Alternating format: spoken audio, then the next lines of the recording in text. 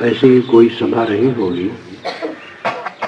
उस सभा में कबीर साहब पहुंचे और सभा के लोगों से उन्होंने पूछा, कोई राम रसिक रस पियोगे? पियोगे जुग जियोगे। इस सभा में कोई राम का रसिक है? और अगर राम का रसिक है तो क्या राम रस पिएगा? पिएगा तो युगानुयुग पिएगा। कोई राम रसिक रस पियोगे, पियोगे जुग जियोगे। फल अलंकृत बीज नहीं बकला, सुख पंछी तारस खाई। चुए न बुंद अंग नहीं भीजे, दास भौर सत्संग लाई। गए बसंत ग्रीष्म ऋतु आई, बहुर न तरिवर तरावे। कहे कबीर स्वामी सुख सागर, राम मगन हुए सो पावे। कोई राम का रसिक है इस सभा में? अगर है तो क्या राम रस पिएगा? राम रस पिएगा तो युगानुयुग जिएगा। दुनिया में दो रस है, एक काम रस है, एक राम रस है। काम रस में दुनिया डूबी है, राम रस को कोई कोई जानता है। राम रस भीतर है, काम रस बाहर है।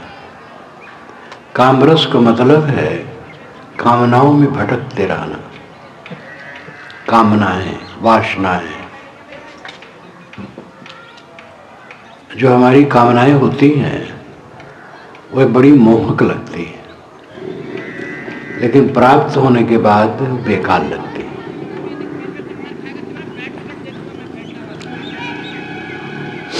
एक युवक और युवती बहुत प्रेम से विवाह बंधन में बंधते हैं। एक दूसरे के प्रति बड़ा आकर्षण रहता है और जब मिल लेते हैं तब थोड़े दिनों में एक दूसरे के प्रति विकर्षण हो जाता है। और विकर्षण ही नहीं होता है, घृणा भी होती है। फिर खटपट शुरू होता है, फिर कहा कुही, तना तनी, बोलना भी बंद, एक दूसरे से असंतुष्ट। युवक पढ़ता है कलेक्टर हो जाऊं, कमिश्नर हो जाऊं, क्या पूछना। जब कलेक्टर होता है, कमिश्नर होता है तो अंदर अंदर दुखी रहता है। कलेक्टर कमिश्नर मिलते हैं, बात करते हैं, जब अपने अंदर की बात देखता हूँ बहुत दुखी। चपरासी से ज़्यादा दुखी। चपरासी उतना दुखी नहीं, उनकी जिम्मेदारी ज़्यादा है और प्रपंच ज़्यादा है और उसमें सब संभालना बड़ा मुश्किल है। उल्टे पलटे लोग हैं। आप जेघर जता बधावना, तेघर तेता शोक। इधर हल्ला होता है। बच्चों को कहो भाई आज थोड़ा एक दो दिन क्षमा करें। जेघर जता बधावना, तेघर तेता शोक। जब पहला बच्चा होता है और बल्कि लड़की नहीं लड़का, लड़की होती है तो माताएं भी बहुत उदास हो जाती हैं, जबकि ये खुद लड़की है। इनको अपने लड़की का भी पक्ष नहीं होता। लड़का हो तो अच्छा है। लड़का हुआ बहुत गर्मा गर्मी, बहुत उत्सव किया, लेकिन उसी लड़के से एक दिन माता पिता खिन्न होते हैं और उनको लगता है लड़का क्या हुआ, जंजाल। बाहर से एक लड़की आया और उसी में लुप्त हो गया। अब तो हम लोग कुछ है ही नहीं, माँ बाप बेकार। अब लड़के के मन में, माता पिता के मन में लड़के के लिए उदासीन था। समय बदलता है, स्वार्थ बदलता है, प्रेम बदलता है। इस सच्चाई को सब नर नारी समझो। छोटा बच्चा माँ से चिपका रहता है क्योंकि उसका स्वार्थ है दूध, लेकिन जब बड़ा हो गया तब दूध नहीं पीना रहता है तो चिपका नहीं रहता है। पढ़ता लिखता है और भी ऊंचे पोस्टों पर जाता है। विवाह हो गया तो समय बदल गया, स्वार्थ बदल गया, प्रेम बदल गया। रात में जब अपनी पत्नी से मिलता है तो पत्नी उसे मंत्र देती है, तुम्हारी माई वैसी, तुम्हारे बाप वैसे, तुम्हारे भाई ऐसे, तुम्हारी भाभी वैसी, सबको उल्टा पलटा उगाती है। तो धीरे धीरे उसके मन में खटास आने लगता है माँ बाप के लिए और लोगों के लिए। माताएं जवान लड़के के लिए सोचती हैं जल्दी शादी हो, घर में बहू आए, और जब शादी हो जाती है और बहू आ जाती है तो उसी बहू से बैर करना शुरू कर दी। अपनी लड़की से तो बड़ा प्रेम है और बहू से प्रेम नहीं। लेकिन ये माताएं समझ लें, इनकी लड़कियां इनकी सेवा नहीं कर पाएंगी, इनकी बहू ही करेंगी। बहू ही असली पुत्री है, वही तुम्हारे मृत्यु तक सेवा करने वाली है, और उससे बैर करती हो, घृणा करती हो, कैसे सुखी रहोगे। बहू को पुत्री मानो और बहुएं अपनी सास को मां माने। मां तो विवाह होने के बाद छूट जाती है, कभी कभी मिल ली है बस। अब असली मां सास है तो उससे वो श्रद्धा भाव से रहे। परिवार टूट रहा है पढ़े लिखे लोगों में, लड़का पढ़ लिया, विवाह हो गया, पत्नी भी नौकरी में है, लड़का बंबई में है और उसकी पत्नी केरला में है, दोनों दो जगह। अब दोनों पर संदेह, खटास। इकट्ठे में तो दोनों नौकरी करते हैं, दोनों गरमाए शाम को आए, कौन किसको सहे।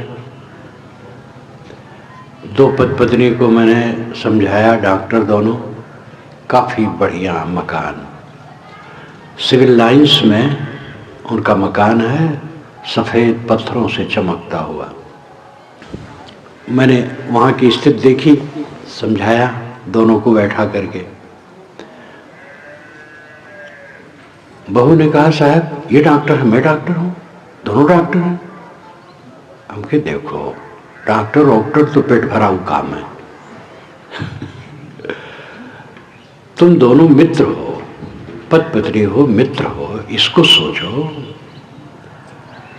और डॉक्टर हो, ठीक है, डॉक्टर पेशा है, चिकित्सा करो, पैसा कमाओ।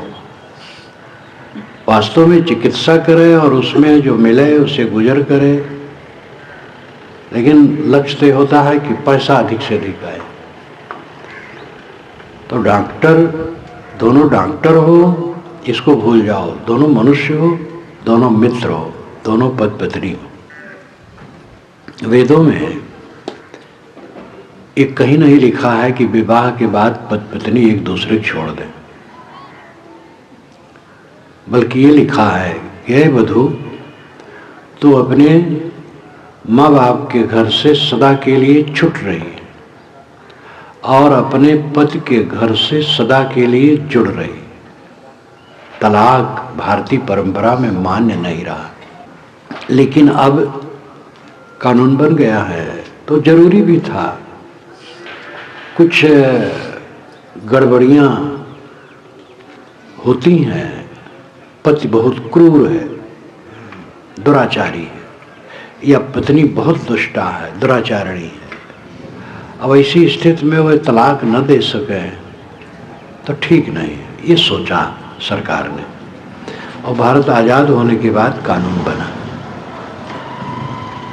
कानून बन करके जब गया, राष्ट्रपति थे राजेंद्र बाबू, तो उनको दस्तखत करना था। उन्होंने अपनी पत्नी से कहा कि अब तलाक का कानून आ गया है, तो वो छल्ला उठी, कहे तो मैं आपको तलाक दे दूं। कह दे सकती हूँ, जब कानून बन जाएगा तो देने पड़ेगा, ले सकती हूँ। तो उन्होंने कुछ और लगा करके उसमें लौटाया, अंत में तो हस्ताक्षर करने था। लेकिन तलाक का कानून बहुत पेचीदा है भारत में। हिंदू में जल्दी तलाक नहीं हो सकता, लेकिन कानून अलग रहता है। जब पति पत्नी में खटास हो गई, तलाक होने है, कानून धरा रहे।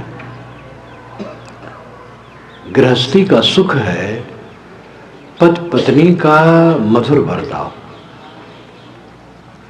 पति पत्नी का अगर मधुर बर्ताव है तो 3 पीढ़ी का हित होता है।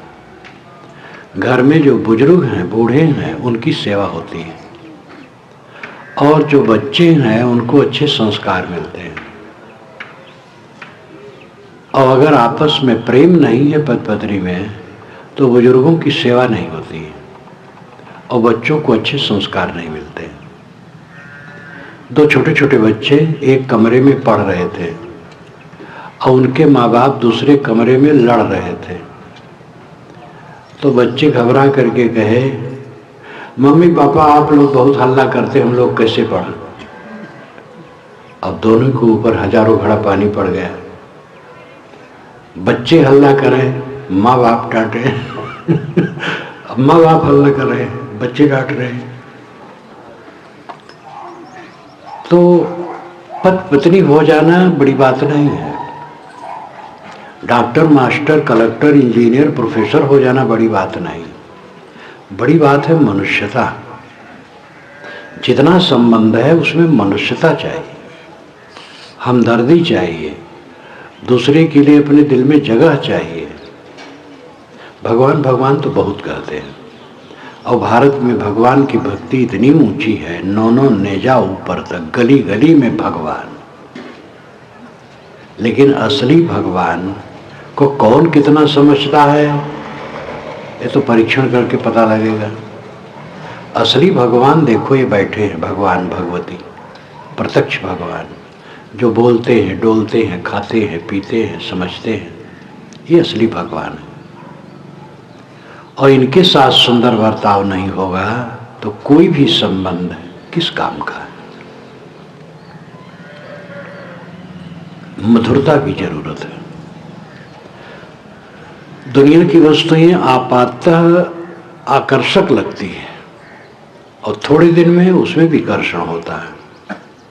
लगता है फूल है, लेकिन कांटे उसमें मिलते हैं। सेमल के फूल और फल, सेमल के फूल लाल लाल बड़े बड़े और फल उसके अच्छे दिखते हैं, लेकिन पक के जब फूटते हैं फल तो उसमें सूखी रुई निकलती है। दुनिया के सारे भोगों की दशा यही है। रामरस कामरस 2 रस है।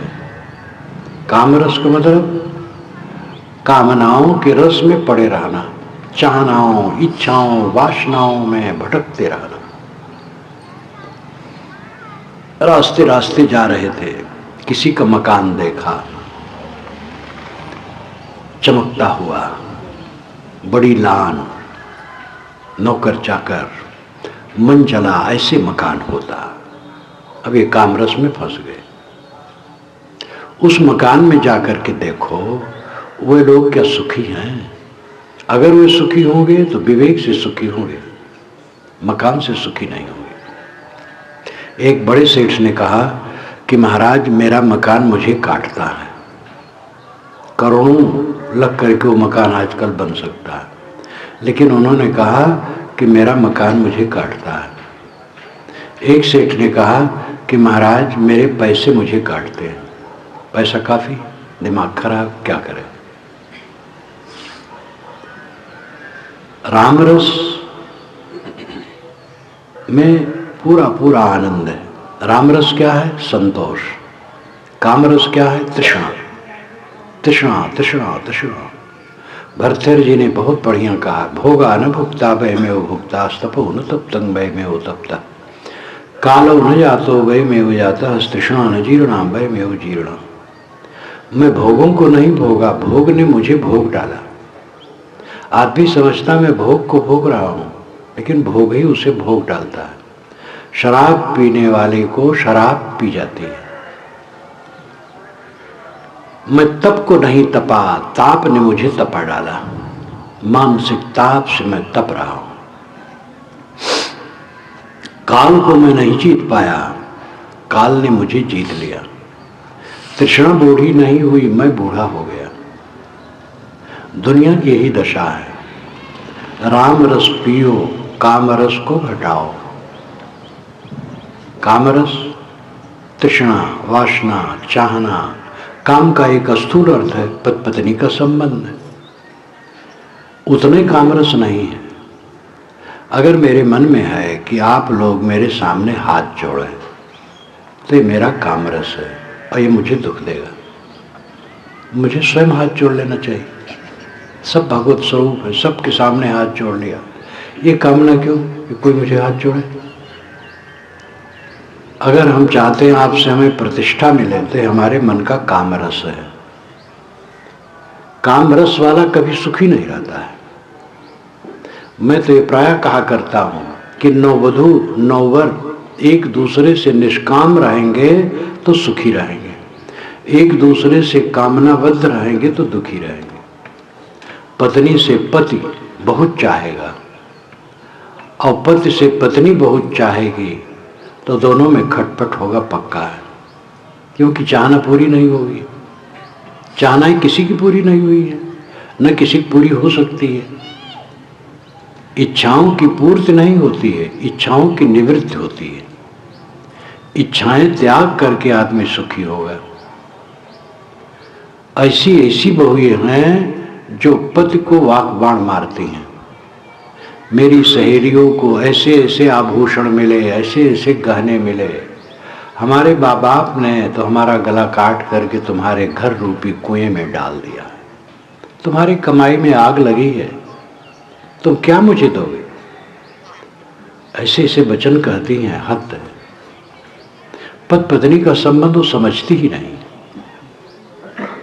ये आभूषण क्या है? इन लोगों का जेलियों का साज है। ये लोग जेल में रही सदा, आज भी जेल में रहना चाहते हैं। हाथ में हथकड़ी, पैर में बेड़ी, गले में तौक, ये जेलियों को मिलता है। ये सारे गहने यही तो है और क्या है? थोड़ा थोड़ा सोना चांदी के लिए नाक कान सब छदा डाल दी। अब आगे बढ़े, कहने की इच्छा न करे। पत्नी के लिए पति धन है और पति के लिए पत्नी धन है। दोनों दोनों के लिए धन है। दोनों दोनों में प्रेम रखें। और ऐसे हर जगह है। पिता पुत्र, पिता समझता है पुत्र का कर्तव्य है करना, मेरा अधिकार है। पुत्र समझता है पिता को चाहे ऐसा करे मेरे लिए, मेरा अधिकार है। दोनों अपना अधिकार सोचते हो, दूसरे के कर्तव्य। अपना कर्तव्य देखो और दूसरे की अधिकार देखो। पिता का अधिकार है हमारे ऊपर, वो हमें कुछ कह सकता है, हमें सहना चाहिए। हमारा कर्तव्य है सेवा करना। पिता सोचे हमारा कर्तव्य है बच्चे को पढ़ा लिखा देना, आगे बढ़ा देना, उसका अधिकार है सब पाने के लिए। अगर अपना कर्तव्य देखा जाए और दूसरे के अधिकार को, तो परस्पर व्यवहार सुंदर होगा। हम अपना अधिकार देखते हैं और दूसरे के कर्तव्य को देखते हैं, इसी से क्लेश है। ऐसे कम लोग मिलते हैं जो कहें साहब पेट भर भोजन नहीं मिलता, तन ढकने के लिए कपड़े नहीं मिलते हैं, सोने की जगह नहीं मिलती है। सब खाते हैं, पहनते हैं और घर में रहते हैं और सब दुखी हैं। क्यों? काम रस में पड़े हैं। तमाम कामना, तमाम कामना, तमाम कामना। राम रस को समझते ही नहीं। राम रस संतोष रस है। गोस्वामी जी का भी एक दोहा बड़ा मार्के का है, जहां तोष तहां राम है, राम तोष नहीं भेद, तुलसी पे की गात नहीं सात विविध विधि खेद। जहां संतोष है वहां राम है। राम और संतोष में भेद नहीं है। ऐसा समझ करके लोग संतोष नहीं करते हैं, राम को खोजते हैं। और यहाँ गोस्वामी जी बिल्कुल कबीर हो जाते हैं। कबीर क्या कहते हैं? कस्तूरी कुंडलों से मृग ढूंढे बन माए, तैसे घट घट राम है दुनिया जानत ना है। और ये होना पड़ेगा। बाहर भगवान कितना आप स्थापित कर लो, आपके वचन का बवंडर रहेगा। असली भगवान ते घट घट में बैठा है, इसी में आना पड़ेगा। हमारे ऋषियों ने बहुत देवी देवताओं की कल्पना की। वेदों को, चारों वेदों को देखो, हजारों देवता हैं, सैकड़ों देवता हैं, और उनकी प्रार्थना करते करते वो थक गए। लेकिन अंत में उन्होंने कहा, अहम ब्रह्मास्मि तत्त्वमसि, अयम आत्मा ब्रह्म प्रज्ञानम ब्रह्म। मैं ब्रह्म हूँ, तुम ब्रह्म हो, ये आत्मा ब्रह्म है, ये ज्ञान ही ब्रह्म है। थक जाओ, आप चारों धाम घूम आओ, कहीं भगवान मिलेगा नहीं। मैं रामेश्वरम गया, वहाँ मेरे भक्त बुलाए तो काफ़ी वो घुमाए। हम 7-8 लोग, 6-7 लोग थे। एक गाड़ी करके 2800 किलो 27 या 2800 किलोमीटर की यात्रा उन्होंने करवाई, और अपने यहाँ रखे भी काफ़ी दिन, और हर जगह उनकी व्यवस्था रहती थी, और वहाँ संपन्न आदमी है तो कोई परेशानी नहीं हुई। और जब रामेश्वरम गए तो देखिए आगे समुद्र है, कुछ मकानात हैं, एक बड़ा मंदिर जो है तो 15-16 एकड़ में, और मंदिर में सड़कें बनी हैं। मुख्य शिव जी के सामने पंडित बैठे हैं और एक से पुजवा रहे हैं, दूसरी तरफ ताक रहे हैं कि वो आवे ग्राहक, मंत्र कुछ बोल रहे हैं, कर कुछ रहे। अब वहाँ देखा चारों तरफ, कहीं भगवान मिलने वाला नहीं है। अब मनुष्य है, भगवान हो सब है, और कोई भगवान मिलने वाला नहीं। जब द्वारिका गया, वहाँ भी भक्त बुलाए थे, तो पूजा हो रही थी उसी समय।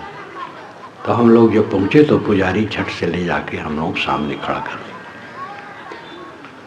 पुराने ढंग से स्तंभ स्तंभ है, मूर्ति काली काली है, और पूजा हुई। हम लोग भी खड़े रहे, चारों तरफ कंकर पत्थर, इंतजाम भी कोई बढ़िया नहीं, कहीं परमात्मा नहीं मिला। प्रयाग में तो रहता है, प्रयागराज है, अयोध्या पास में है, काशी में तो बहुत रहा, कहीं परमात्मा नहीं मिला। जहाँ हम बैठे अगर वहाँ परमात्मा नहीं है तो कहीं मिलेगा? खोज डालो, कहीं नहीं मिलेगा। परमात्मा तो सबके अंदर में बैठा है। ये बुद्धि जब तक ना आएगी तब तक परमात्मा का अर्थ क्या है? जो सब में परमात्मा देखता है वो दुख किसको देगा? किसी को दुख नहीं दे सकता। संतोष राम है। गोस्वामी जी एकदम खटी की बात कहते हैं, जहां तोष तहां राम है। तुम राम खोजते हो, संतोष के अलावा कहीं राम मिलेगा? यहां बिल्कुल निर्गुणी धारा की तरह बात करते हैं। थक करके उसी में आना पड़ेगा।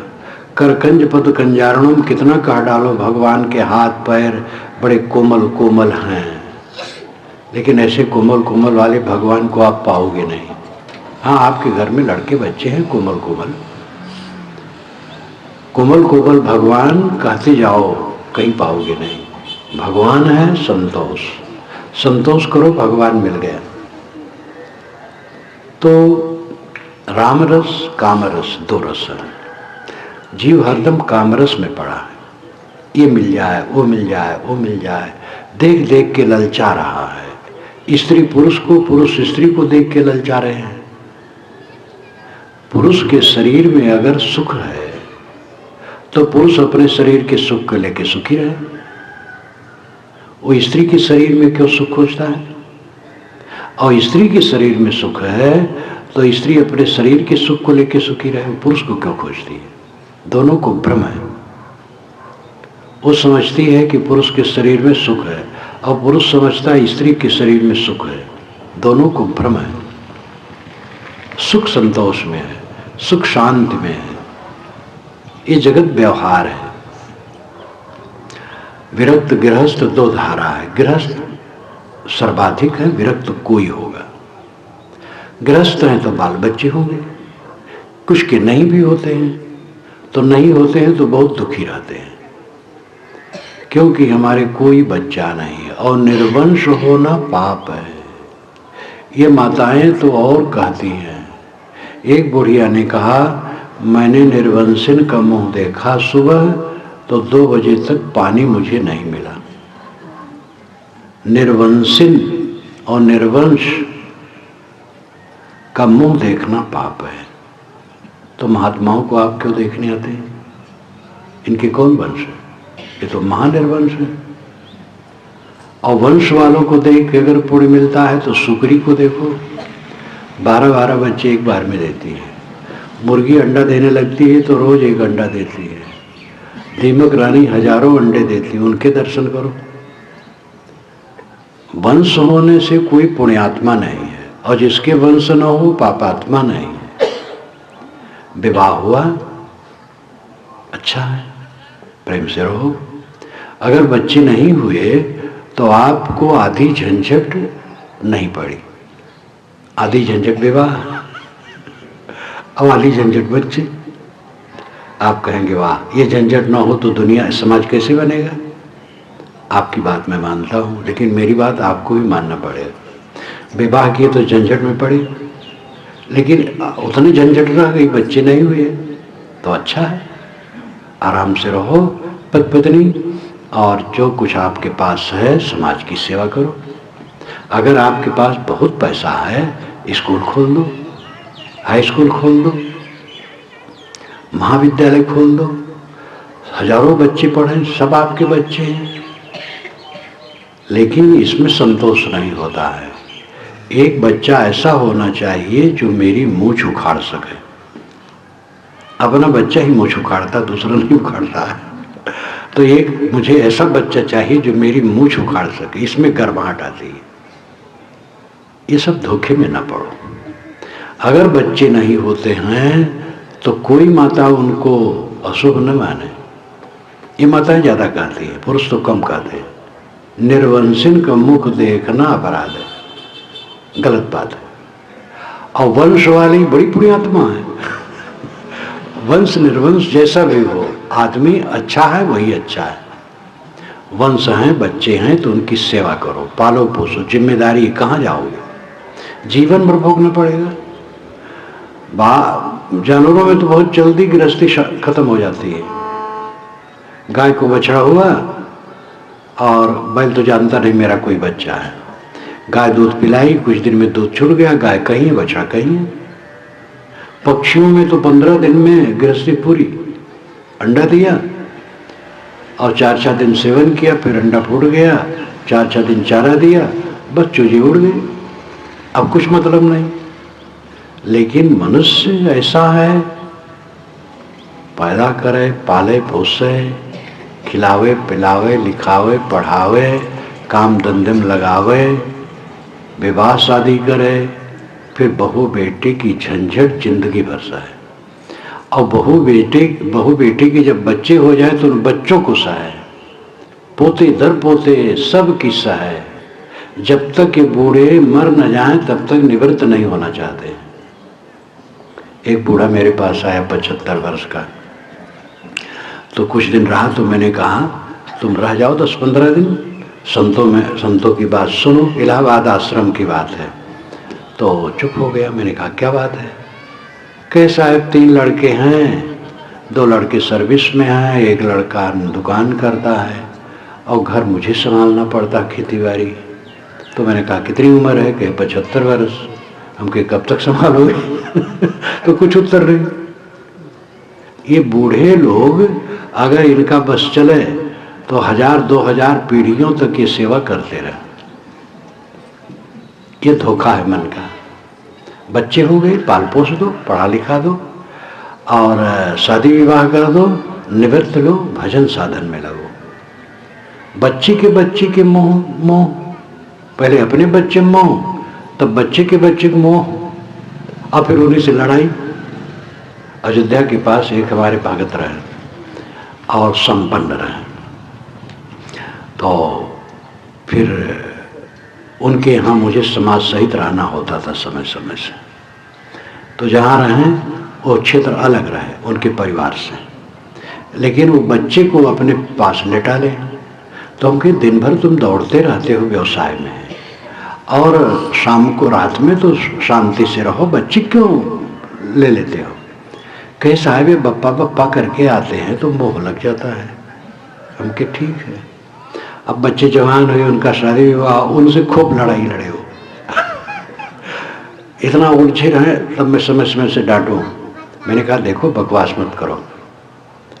अब बच्चे के बच्चे जब हुए तो उनको लेकर के लेटने लगे। हम कहे अब तुम अपने पोतों को लेकर लेटते हो, दिन भर तुम दौड़ते हो तो रात में अकेले रहो शांत। कहे साहब ये बाबा बाबा करके आते हो तो मोह लग जाता है। हम कहे जैसे बच्चों से लड़े हो तैसे इनसे लड़ोगे अगर जीते रहोगे तो। हमारे पूर्वजों ने वानप्रस्थी आश्रम क्यों कायम किया था? उन्होंने कहा था कि 25 वर्ष तक बच्चों को ब्रह्मचारी रख करके पढ़ाओ, 25 वर्ष के बाद विवाह करके घर गृहस्थी संभालें, और 50 वर्ष की जब उम्र हो जाए तब वानप्रस्थी हो जाए। क्योंकि 50 वर्ष की उम्र हो गई तो बच्चे अगर हो गए हैं तो जवान हो गए, वो घर संभालेंगे, और वानप्रस्थी हो जाए। तो वानप्रस्थी मतलब है जंगल बहुत होता था, उसकी कुछ छटा तो आपके क्षेत्र में दिखाई देती है थोड़ी मोड़ी। पहले तो जंगल जंगल, कहीं 10 कोस पर एक छोटा गांव।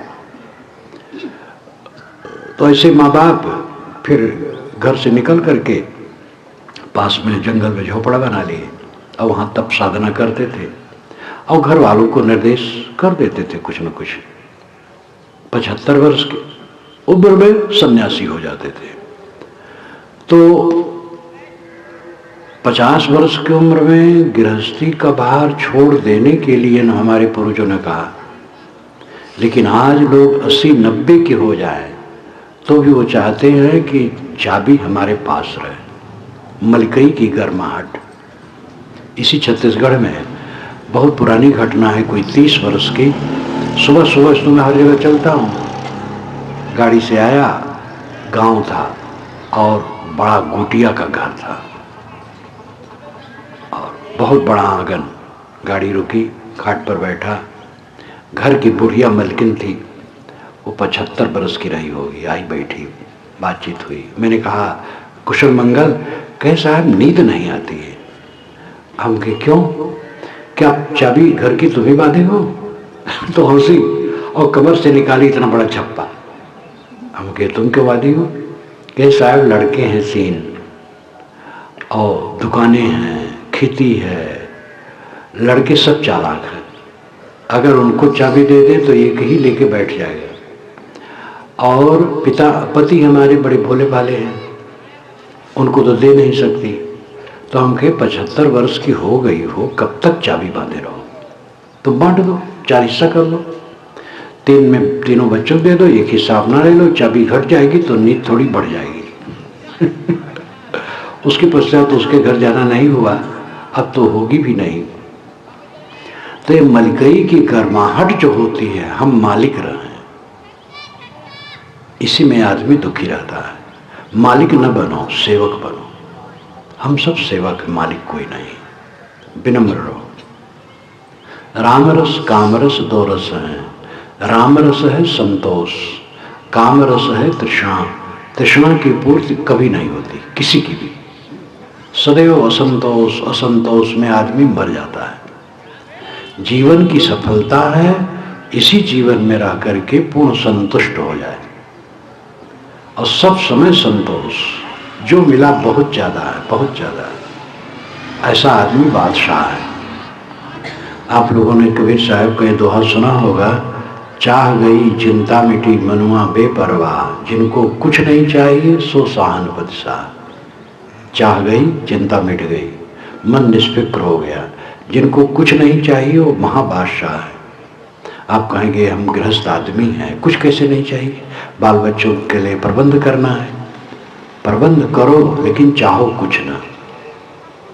खेत में काम करो, दफ्तर में काम करो, कारखाने में काम करो, जहाँ अपनी अपनी ड्यूटी है सब खूब जम के काम करो, लेकिन कुछ न चाहो। एक घर में एक व्यक्ति ऐसा है कि जो अपना कर्तव्य वो करता लेकिन कुछ चाहता नहीं, तो क्या उसको भोजन नहीं मिलता है? वो सुखी रहेगा, संतुष्ट रहेगा। चाह चाह करके दुख है। 3 बहुएं हैं, साड़ियाँ आई 500-500 रुपये की एक साड़ी, और एक साड़ी 550 की है। अब इसी को लेकर के होड़ होगी वो हमें मिले, और उसमें कुछ नहीं, भ्रम है केवल। धनी लोग तो जब खरीदने जाते हैं तो दुकानदार खूब धोखा देते हैं। मैं काशी में रहा करता था तो एक पंडित जी वस्त्र व्यापारी थे। काशी में हाथ से, करघे से महीन वस्त्र का निर्माण अभी भी खूब होता है और बॉम्बे इत्यादि में बिकता है और बहुत जुड़ा है। तो वो कहें साहब बॉम्बे में हमारी दुकान है, यहाँ से हम जुलाहों से लेते हैं और वहाँ भेज देते हैं, वहाँ बिकता है। तो जो पैदल आते हैं उनसे हम लोग दाम दूसरा कहते हैं, स्कूटर से आते हैं उनको दूसरा कहते हैं, और कार से आते हैं उनका दूसरा दाम कहते हैं। अब ऐसे भी लोग हैं, ये साड़ी कितने की है देखेंगे, 500 की है। अच्छा, इससे अच्छा, हाँ इससे अच्छा है, तो रंग बदल करके दिखाते कहे 800 की है, अब है वैसे ही।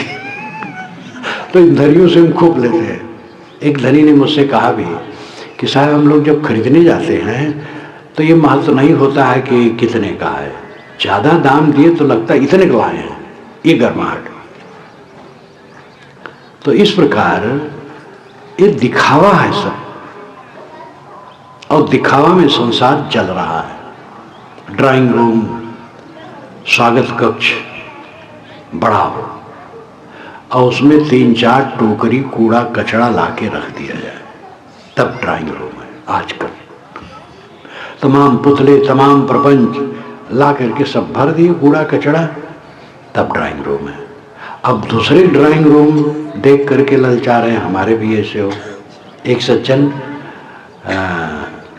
ऐसे दरी बिछा के बैठते थे, लोग कह रहे आज तुम तो बड़े कंजूस हो, और आज के ज़माना में भी दरी बिछा के बैठते हो, कुर्सी रखो। तो बहुत कहते कहते वो कुर्सी रखे, तो एक कुर्सी अपने लिए, 2-3 कुर्सी और के लिए। अब इतने में 5-6-7 आ जाए मित्र, तब क्या करें। तो लोग कह रहे यार तुम कुर्सी सोफा सेट नहीं रखते हो, तो आप खूब सोफा सेट लाए, तो कमरा भर गया। अब जिधर चले उधर उनके घुटने में ठोकर लगे। तो एक दिन फिर सब कुर्सी टेबल हटा करके दरी बिछा के बैठ गए। कहीं ये सब प्रपंच में मैं नहीं पढ़ूंगा। दूसरे देख देख करके मन ललचाता है, ये सब दरिद्रता का लक्षण है। इसकी जितनी व्याख्या की जाए कम है। तृष्णा में पड़ करके आदमी जलता है। संतोष, संतोष में सुख है, रहो तो हृदय जुड़ा है। लोग कहते संतोष करेंगे तो विकास रुक जाएगा, तृष्णा से विकास होता है। तो सब तो असंतुष्ट है, कितना विकास कर लिए। और विकास का मतलब क्या है, कुछ माटी गोबर आपके पास ज्यादा हो गया तो आप अपने को विकसित मानते हैं। दुनिया की चीज क्या है, माटी गोबर, कुल माटी है। देह माटी है, मकान माटी है, कपड़े फर्नीचर माटी है, रुपए पैसे माटी है, सब कुछ माटी है। माटी से बना है, माटी मिलना है। कुछ माटी बढ़ गया, आप अपने को मानते हैं हम संपन्न हो गए। ये माटी घटी बढ़ी रहेगी, सबके बराबर नहीं होगी। राम रतन जो सबके अंदर में है उसको समझो, असली खजाना आपके भीतर है। राम रस पियो, कामरस को घटाओ। देख देख के जो ललचा रहे हो ये आदत छोड़ो। ये मन का जगत, आदमी सदैव मन की मान्यताओं में पड़ा रहता है, मन की कल्पनाओं में पड़ा रहता है। मन से ऊपर उठ करके अंतर्मुख नहीं होता है, क्योंकि अध्ययन मनन ध्यान चिंतन कुछ नहीं। आप लोगों से मेरी शिकायत रहती है, आप लोग 1 घंटा समय सबको निकालना चाहिए अलग। 24 घंटे में 1 घंटा, चाहे उसको 2 बार निकालो, आधा घंटा। अकेले में बैठो, ज्ञान का ग्रंथ पढ़ो, चिंतन करो, ध्यान करो, अपने गुण दोषों पर विचार करो, दोष घटें सद्गुण बढ़ें, ये जीवन की उन्नति है। काम की लंपटता घटे, क्रोध का उद्वेग घटे, लोभ मोह घटे, तृष्णा घटे, झुझलाहट, क्रोध, लड़ाई झगड़ा, ईर्ष्या ये घटे, क्षमा दया शील संतोष प्रेम समता ये बढ़ें। इसके लिए प्रयत्न करो। सुबह से उठ करके शाम तक हाय हाय हाय हाय हाय हाय, सुबह अखबार और रात में टीवी, बस बेड़ा पार। सुबह अखबार पढ़े, राजनेताओं की झूठाई, और रात में टीवी देखे, चीची पीपी में लिपटे रहे और खराब खराब चीजें, और वही मन का विकार भर करके सोए। क्या जीवन है ये। टीवी भी बहुत कम देखो, और अखबार काम भर का थोड़ा पढ़ लो, ज्यादा अखबारबाजी न करो। कितने लोग तो इतने अखबार के व्यसनी हैं, 2-2 घंटे पढ़ते हैं, और उसमें जहाँ कहीं एक्सीडेंट हो गया है, कहीं नर्स को लेकर के डॉक्टर भाग गया है, तो कहीं क्या हुआ, सब पढ़ते हैं। इस सब की क्या जरूरत है। इसकी जगह पर ज्ञान के ग्रंथ पढ़ो और साधना में मन लगाओ, रामरस की तरफ पढ़ो, कामरस को घटाओ। साहब कहते हैं कोई राम रसिक रस पियोगे, इसमें कोई राम रसिक है, जो राम रस पिएगा वो अमर हो जाएगा। राम भीतर है, काम बाहर है। बाहर की चीज देख करके ललचाना ये कामरस है, और लालच छूट जाए, अंतर्मुख हो के अंतर संतुष्ट हो जाए, ये रामरस का पान है। गाढ़ी नींद में आप जाते हैं, कोई तकलीफ नहीं रहती, परम सुख। जब सपने में आते हैं तब उलझन में पड़ते हैं, और जब जागे तब भयंकर उलझन, दुनिया का झंझट। गाढ़ी नींद में कोई तकलीफ नहीं रहती है। जो जागते जागते सोया हुआ है वो महासुखी है। जागृत में रहो और मन शांत रहे, उद्वेग शून्य, ये जागृत सुसुप्ति। स्वामी शंकराचार्य ने कहा है, शेते सुखम कस्तु, कौन सुख से सोता है, तो कहते हैं समाधि निष्ठ है, जो समाधि में लीन है। ध्यान करो, समाधि करो, अंतर्मुख हो, अंतर संतुष्ट हो। कोई राम रसिक रस पियोगे, पियोगे जुग जियोगे। फल अलंकृत बीज नहीं बकला, सुख पंछी ता रस खाई। राम रस का जो फल है वो बहुत शोभायमान है, उसमें बीज और छिलके नहीं है। दुनिया के जितने फल हैं सब में बीज और छिलके होते हैं। केला फलों का राजा है, मैं राजा कहता हूं। कहीं भी चलते रहो, सब जगह 12 महीना मिलता रहता है। भूख लगी है, खरीद लो। पानी भी नहीं है तो कोई बात नहीं, अंदर में तो रेडीमेड मिठाई है, पैकिंग बढ़िया सुंदर, ऊपर से छिलका पकड़ लो, खोल लो और मुख में डाल के खा लो, शुद्ध रहेगा। हाथ से उसको न छू गूदा को, पेट भी भर जाएगा, मीठ भी रहेगा, लेकिन उसमें भी छिलका तो हटाना पड़ेगा। आम भारतवर्ष का उत्तम फल माना जाता है, लेकिन उसमें छिलके भी हैं और गुठली भी है। राम रस के फल में न छिलके हैं न गुठली है, एकदम पूरा अमृत है। इसका अर्थ यह है कि राम रस में न आवरण है न वासना है। दुनिया के रस में छिलके और गुठली दोनों है। छिलका है आवरण, ढक्कन, और बीज है वासना। गुठली, बीज, वासना। दुनिया का कोई भोग भोगो तो भोग काल में तुम बेभान हो जाओगे, होश में नहीं रहोगे, अपने विवेक में नहीं रहोगे। पीछे से वो खटकेगा कि फिर मिले फिर मिले, वो बीज वासना है। तो हर दुनिया के समस्त भोगों में छिलके और बीज दोनों हैं। छिलके हैं आवरण, ढक्कन, और बीज है वासना। लेकिन राम रस के फल में न वासना है न आवरण है। आत्मसंतोष में बाहर खिंचाव की कोई बातें नहीं है। जो आत्मसंतुष्ट है वो कहाँ खिंचेगा, किसकी परवाह करेगा, क्या उसे चाहिए? वो तो बादशाह है, अंतर तृप्त है। चुए न बुंद अंग नहीं भीजे, दास भवर सब संग लाई। लेकिन दास भवरे उस राम के चारों तरफ भनभनाते हैं, लेकिन रामरस उनको नहीं मिलता है। एक बूंद भी उनके ऊपर रामरस नहीं चूता है। ये सगुण उपासकों पर मधुर व्यंग है। राम राम राम राम कहते कहते जीवन बीता जा रहा है, लेकिन रामरस नहीं मिल रहा है। वो बाहर राम खोजते हैं, कोई मिलेगा? बाहर कहाँ से मिलेगा? चारों वेदों में कहीं नहीं लिखा है कि ईश्वर के दर्शन होते हैं। 6 शास्त्रों में कहीं नहीं लिखा है, उपनिषदों में कहीं नहीं लिखा है। ये तो पुराणों महाकाव्यों में लिखा गया उत्साह बढ़ाने के लिए। जिसके दर्शन होते हैं वो ईश्वर नहीं होता है, और ईश्वर का दर्शन नहीं होता है। क्यों? क्योंकि दर्शन दृश्य का होता है और दृश्य जड़ होता है। आंखों से जो दिखाई देता है वो माया है, जड़ है। अगर ईश्वर दिखाई दे तब तो जड़ माया हो जाएगा। ये चक्षुषा न पश्यत येन चक्षुष पश्यत तदेव ब्रह्मत्वम विद्ध नेदम यदितमुपास्ते। ये श्रुति वचन है। आंखें जिसको नहीं देख सकती, किंतु जिससे आंखें देखती हैं उसको तो ब्रह्म जान।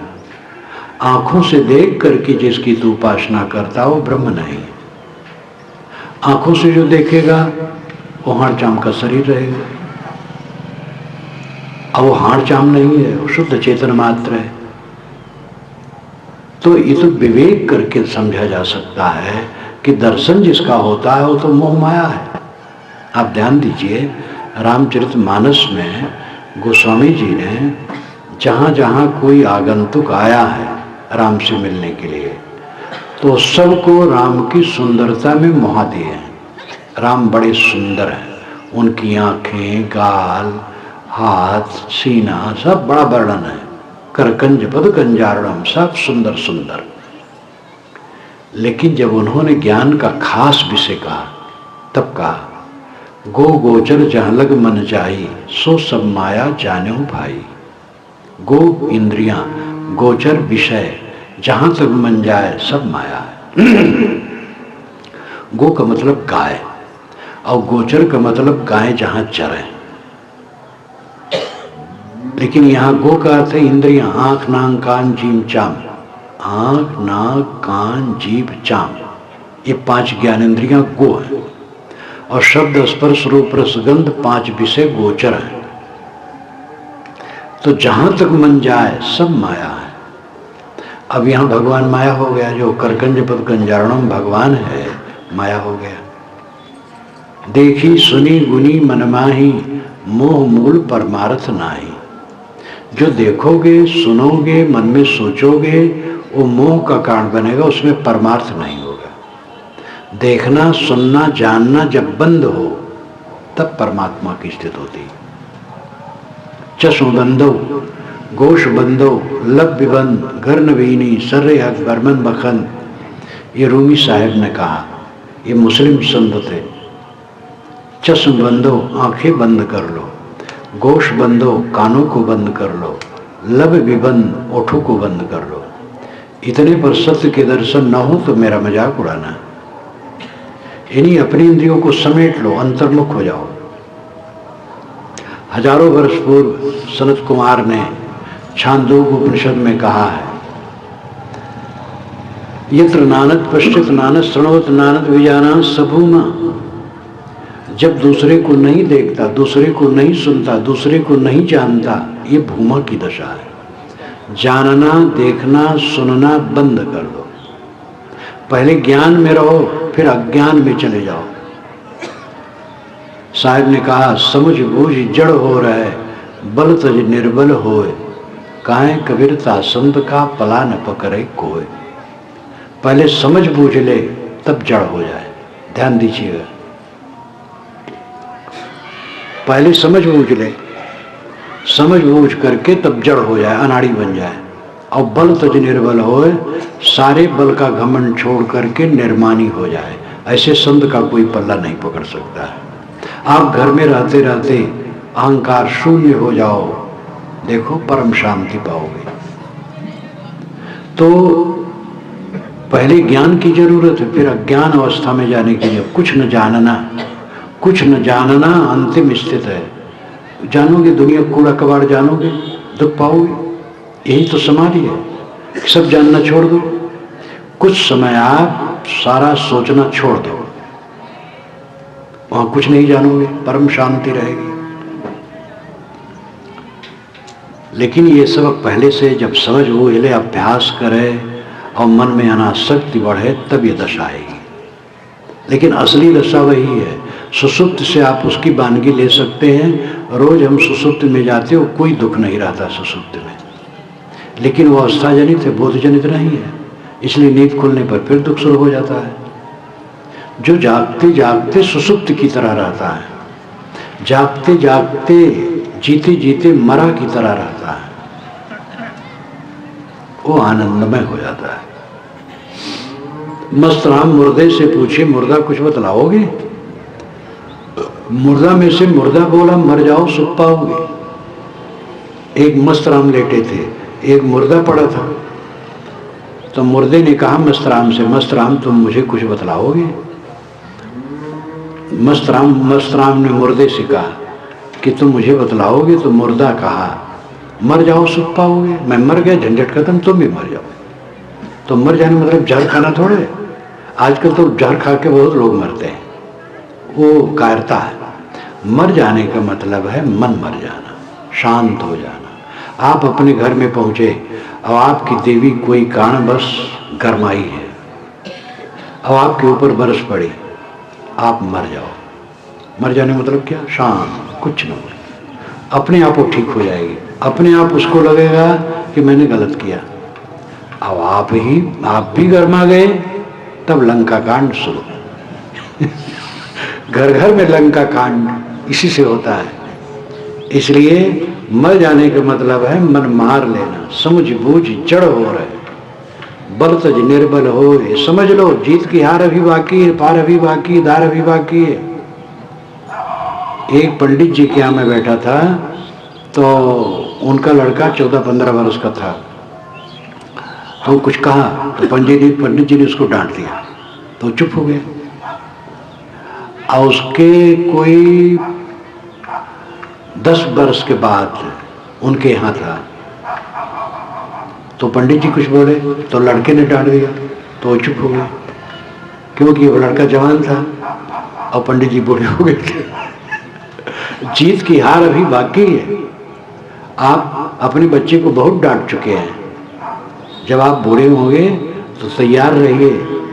लड़का कहेगा, पिताजी आप समझते नहीं, चुपचाप बैठे रहिए। अब सभ्य होगा तो इतना भी कहेगा, नहीं पिताजी भी नहीं कहेगा।